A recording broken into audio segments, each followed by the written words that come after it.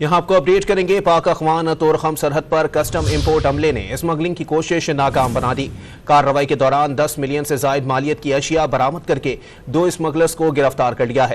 اس حوالے سے مزید جانتے ہیں ڈون نیوز کے نمائندے عارف حیات سے۔ عارف، بتائیے گا اسمگلنگ کا سامان جو پکڑا گیا ہے اس میں کون کون سی اشیاء شامل ہیں؟ یہ پاک افغان تورخم سرحد پر کسٹم کا جو امپورٹ عملہ ہے تو انہوں نے اسمگلنگ کی کوشش ناکام بنا دی ہے اور 10 ملین زائد سے جو رقم ہے اس کی مالیت بتائی جا رہی ہے اشیاء کی۔ اس میں افغانستان کی طرف سے 2 ٹرک داخل ہو رہے تھے اور خالی ٹرک تھے اسی کی تلاشی لی گئی تو اس سے انڈین گوٹ کا 24,320 پیکٹ وہ برآمد ہو گئے۔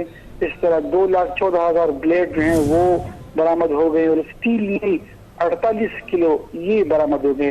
آتش بازی کا سامان بھی اس میں تھا، 8,400 پیکٹ تھے، اس کو بھی قبضے میں لیا گیا۔